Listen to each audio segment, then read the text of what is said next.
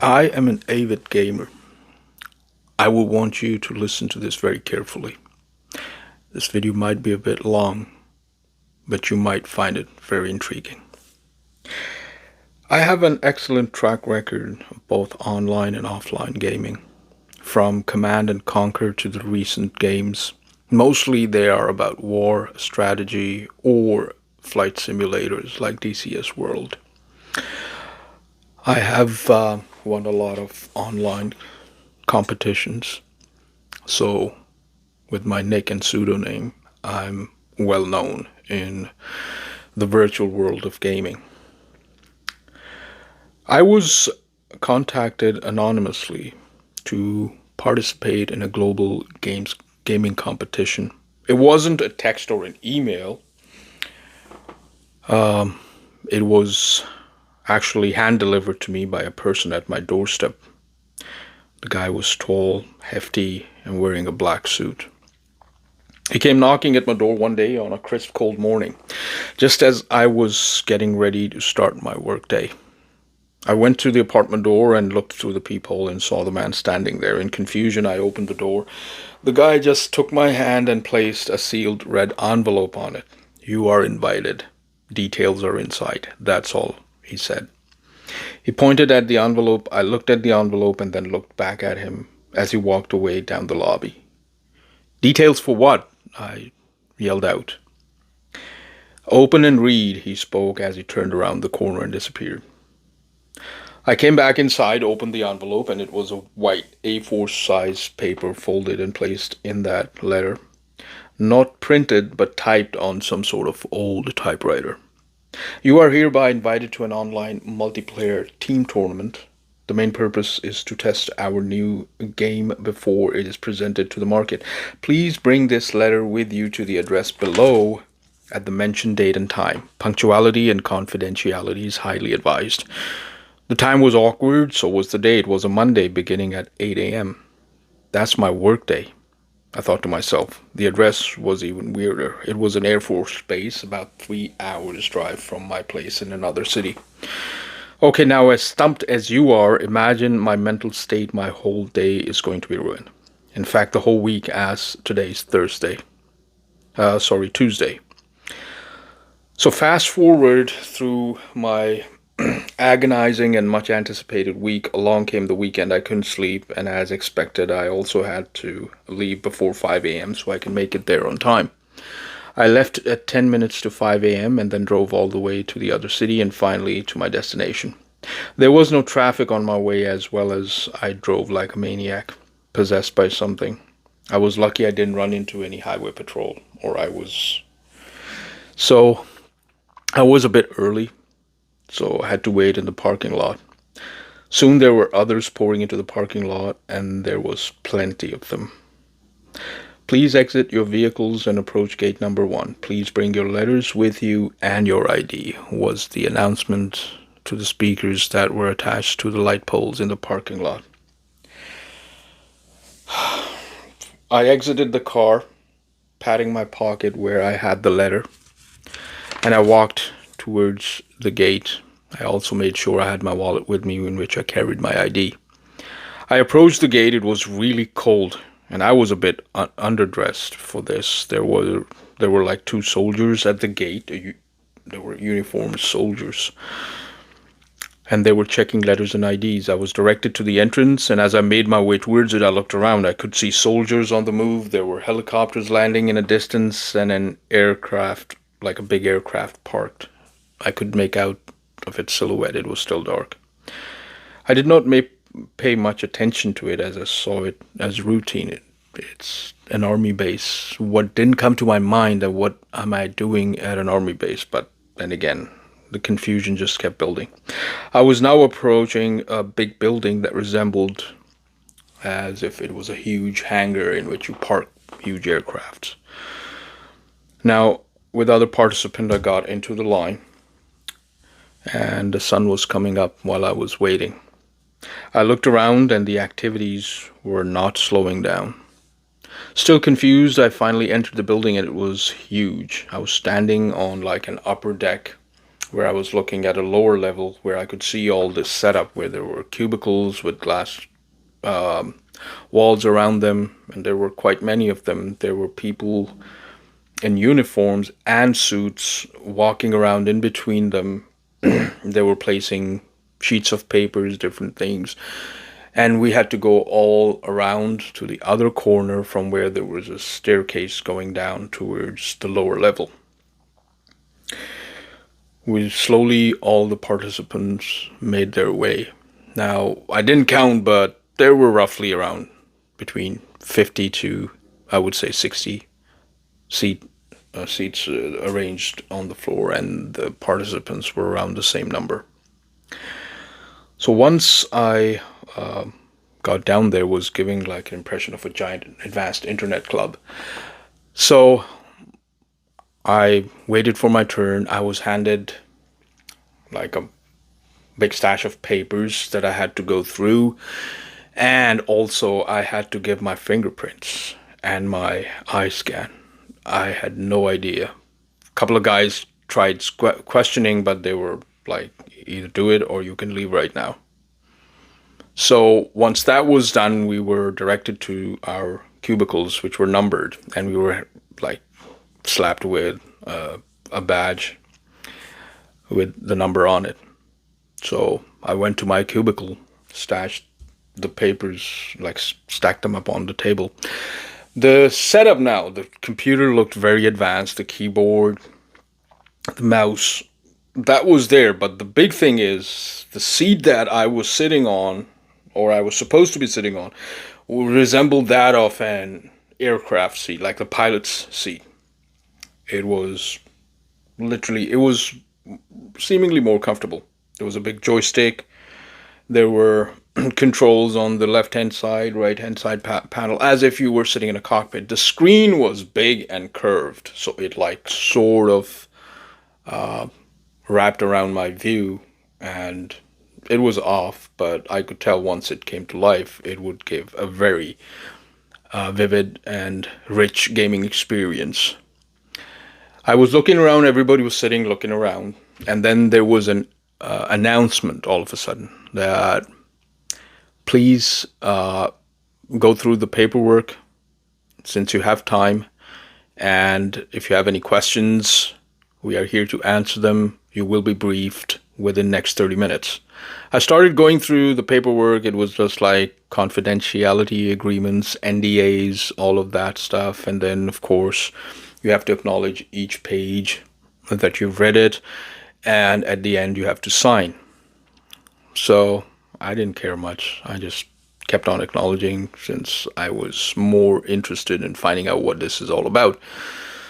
So I initialed all the pages, signed it, and then put it aside in the corner. After that, I was just waiting and looking at all this equipment. I placed my hand on the joystick. It was like pretty real. The feel was real, as if I was in a real aircraft. After that, about 15 minutes passed, and then the screen came on. My computer came on automatically. I didn't have to boot anything. There was another couple of sheets of paper that were placed as the soldier came in, took out the paper stash, checked everything is good, and then without saying anything, exited my cubicle. I looked at the paper and it had login instructions, so I had to hit the keyboard to turn the screen on. I had to put in the login, whatever it was, the password, and then hit enter. After that, the system booted. It wasn't like any computer, the way you see your desktop, it wasn't like that. It was just a blank screen. After that, there was like how your startup, where you see the DOS prompt or the text goes, and then everything just goes line by line, like those old XT computers in green. After that, the screen became alive. What I was looking at was just the outside of the hangar, and as if I was watching through a security camera, I could see the soldiers in the distance running around. The helicopters, whichever had to land, they are now landed. I could see an aircraft moving in the distance to the taxiway. I looked around and pretty much everybody had similar view. I had no idea. I was like, maybe this is a game of simulator, that much I know. And we'll be given our mission details in a moment. So that much I knew. Now, after this, all of a sudden, the lights went out. They were turned off. My cubicle screen, instead of being transparent, went opaque automatically. And now I could not see outside, or whoever was outside could not see in. After that, the PA system comes on and the briefing started. It was the detail of the mission that we have to fly a strike mission where we were parts of team. So I was part of team and I was a team leader. So I had a formation of 4 aircraft that I had to fly towards this location, and I have to take out the ground targets, which are missile bases. And similar was the target for the rest, where they had to take out other locations with similar targets, either boats in the sea or they were taking out missile or rocket sites. After this, we were given 5 minutes to get cozy, prepare. Right about when I was just about to start, a guy comes into my cubicle. He hands me this helmet with a visor. So it's like a proper aircraft helmet. And I looked at him and he just nodded with his hand, put it on. So I put it on. My visor comes on, in which I can see where my sight is, targeting, high off bore sight, all of those things. And we were given a go, and the timer came on, and each team was taking off. All of this was an airstrike mission. So one by one they were taking off. So I took off. I set my coordinates, communicated with my teammates, set up the parameters, how the strike will be done, all of that stuff. So it looked very real. I was impressed with the graphics. It was so real.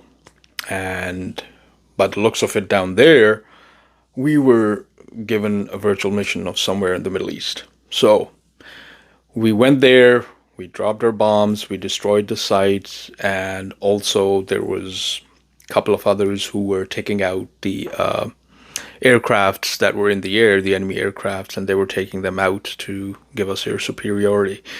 The whole of this thing was finished within, I would say, about 2 hours time, where we not only destroyed the targets, but then we took turns in like examining our targets, making sure everything is done. There's no other target to be destroyed.